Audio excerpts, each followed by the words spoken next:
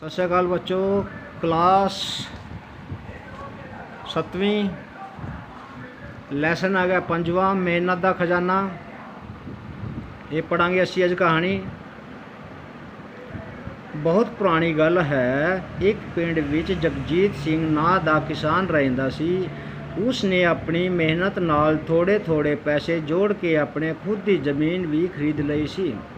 बहुत पुरानी बात है बेटा। एक गांव में जगजीत सिंह नाम का एक किसान रहता था। उसने बहुत मेहनत करके और थोड़े थोड़े पैसे जमा करके अपने खुद की ज़मीन भी बना ली थी।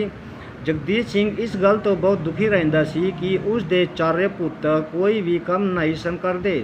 वो इस चीज़ से बहुत दुखी रहता था कि जो जगजीत सिंह के बच्चे हैं वो इस करके बहुत दुखी रहता था कि कोई भी उसका बच्चा काम नहीं करते थे। वो हर वेले बस वेले ही फिरते रहते सन।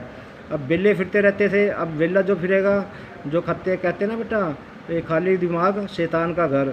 अब वो कदे वो किसी नाल लड़ते थे, कदे वो किसी नाल लड़ते। उनका काम सिर्फ यही था, उनका काम लड़ाई का था। कभी किसी से लड़ाई ले लेनी, कभी किसी से। जगजीत नूं हर वेले उन्हां दी चिंता लगी रहिंदी सी, पर वो सुधारण दा ना ही नहीं सन लेंदे। उस जगजीत सिंह को बहुत चिंता लगी रहती थी कि क्या बात भाई, ये इनको कैसे सुधारा जाए, पर वो सुधरने का नाम भी नहीं ले रहे थे बिल्कुल भी। एक दिन जगजीत सिंह बीमार पै गया। उसनों लगन लग गया कि हुण वो नहीं बचेगा।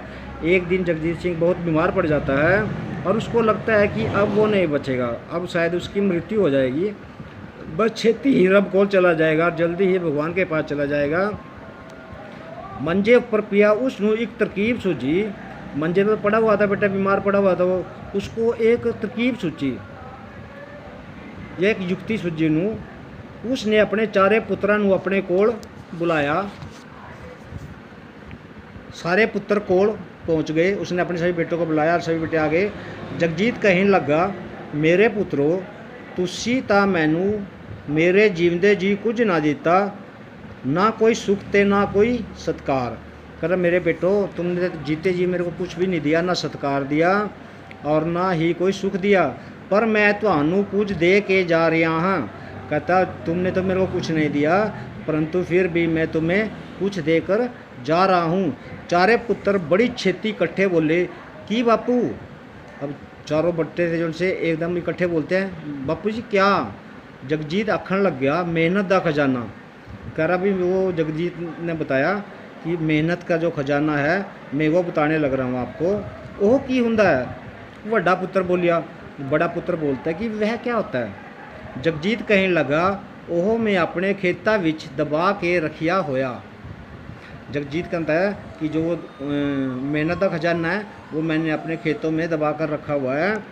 तुहानू जदों भी लोड़ पवे तां तुसी ओह पुट लेना। यह सुन के सारे पुत्रां दे चेहरे खुशी नाल खिड़ उठे। अब जब उसको पता लगा भाई खजाना खेत में छुपा हुआ है, चारों बच्चों के चेहरे थे बहुत खुश हो गए, वो चेहरे खिल गए। थोड़े समय बाद जगजीत मर गया। उस दी मौत तो बाद उस दे पुत्र जमीन को खोदन लगे।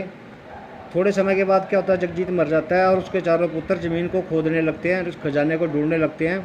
सारिया ने रल के सारी ज़मीन पुट दी, पर उन्होंने मेहनत दा खजाना कित्ते ना लभा। कहते कि जब उन्होंने सारी ज़मीन पाट दी, सारी अच्छी तरह देख लिया, लेकिन उनको वो खजाना कहीं पर भी ना मिला। वो थक हार के बैठ गए। इन्ने चिर नूं एक सियाणा बजुर्ग उत्थे लग गया वहाँ। अच्छा वो सारे बैठ गए, थक हार के बैठ गए खोद के। तो उसी समय वहाँ से एक बुजुर्ग निकलता है। उसने कहा, पुत्रो शाबाश, तुसी ज़मीन तां चंगी तरह पुट लई है, हुण बीज भी छेती पा दो तां तुहाडी फसल बड़ी चंगी होवेगी। वो कहता है बेटा आपने ज़मीन तो बहुत अच्छी तरह पाट दी, इसमें कुछ फसल के दाने गिर दो, जो तुम्हारी फसल है बहुत अच्छी होगी। वो देखो बरसात भी आने वाली है। कर बरसात भी आने वाली है और इससे क्या होगा कि आपका जो वो है दाने हैं वो भी बहुत अच्छे निकलेंगे फसल। उन्होंने उस बुजुर्ग दे आखे लग के बीज सुट दिते। कुछ महीने लग जाण बाद उन्हों की फसल बाकी सब दिया फसलों नालों चंगी हुई। जब कुछ दिन बाद जाके देखते हैं वो कि जो उनकी फसल होती है, जितने भी दूसरे लोग होते हैं उन सबसे अच्छी फसल होती है, उस फसल ਨੂੰ ਵੇਖ के ਉਹਨਾਂ ਕੋਲ काफ़ी पैसे आ गए, यानी कि बेच के सॉरी वो फसल बेच के उनके पास काफ़ी पैसे आ गए। ਹੁਣ ਸਾਰੇ ਪੁੱਤਰ ਸਮਝ ਗਏ ਸਨ ਕਿ ਬਾਪੂ ਕਿਹੜੇ ਮਹੀਨੇ ਦੇ ਖਜ਼ਾਨੇ ਦੀ ਗੱਲ ਕਰਦਾ ਸੀ, ਇਸ ਲਈ ਸਾਨੂੰ मेहनत ਕਰਨ ਵੱਲ ही ध्यान देना चाहिए है। इस तरह से उनको पता लगे कि मेहनत का खजाना क्या होता है।